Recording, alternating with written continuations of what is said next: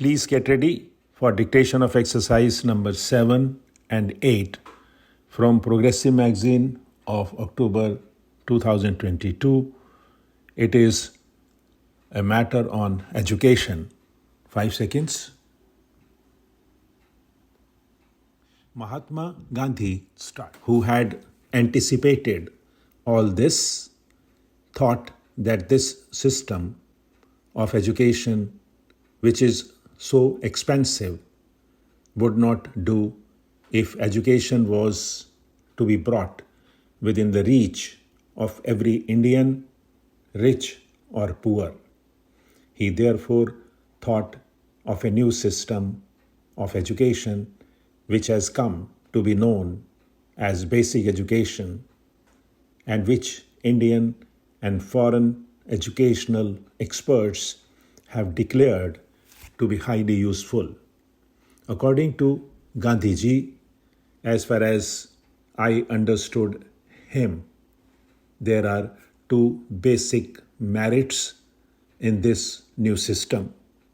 Firstly, education under this system is imparted not merely through books but through some kind of practical work, so that the knowledge which children acquire will not be the result of mere memorizing but of actual experience.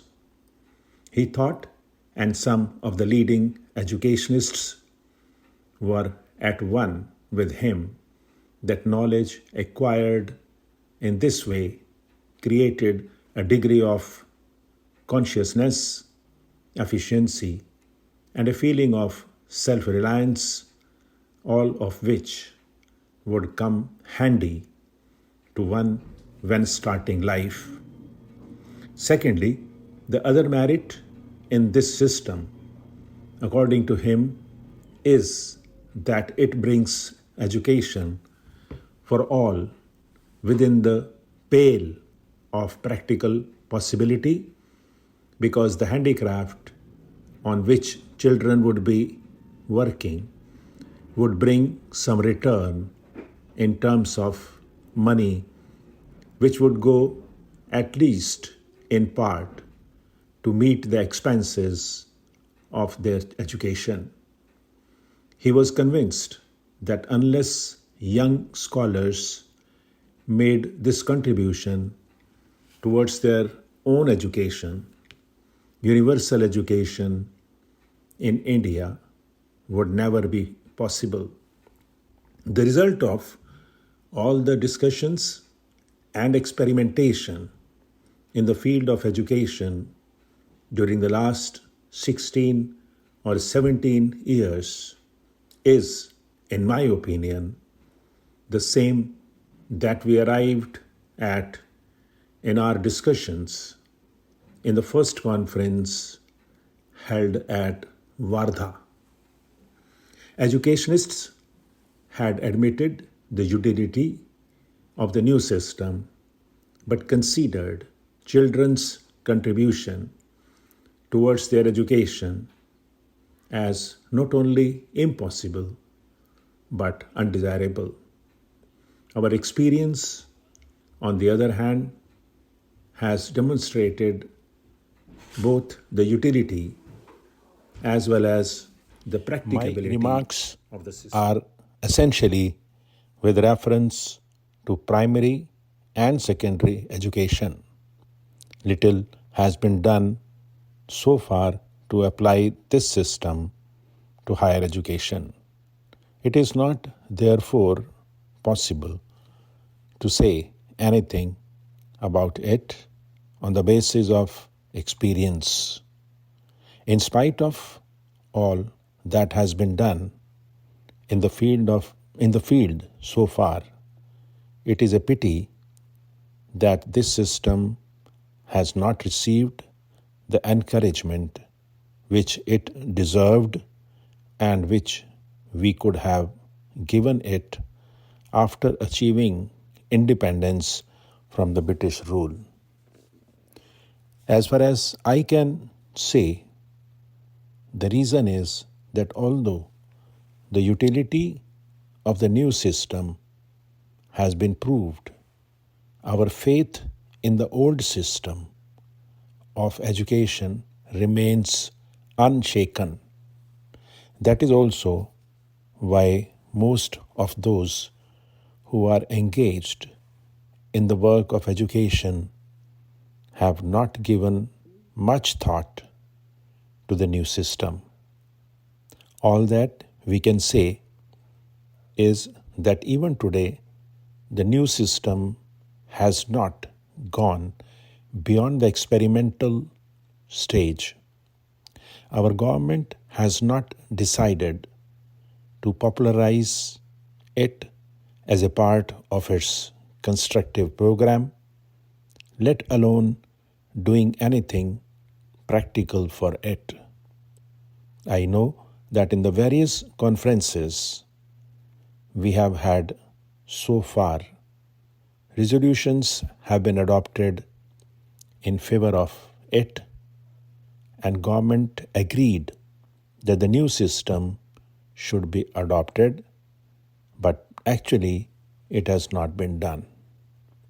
Consequently, educational institutions of the old type are daily increasing, and whatever budgetary provision government makes under the head education is spent mainly on keeping the old system of education intact.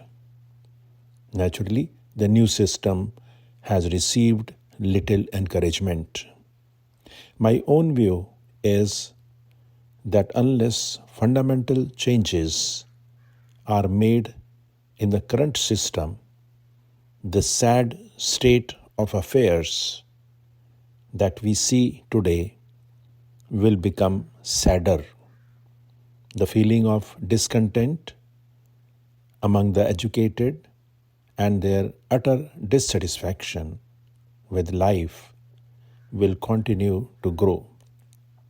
I would therefore urge that all those concerned with the education of children, our educationists, universities, and the governing bodies of colleges and schools, education ministers, etc., should give not only theoretical consideration to this problem, but do something practical to change the present system of education.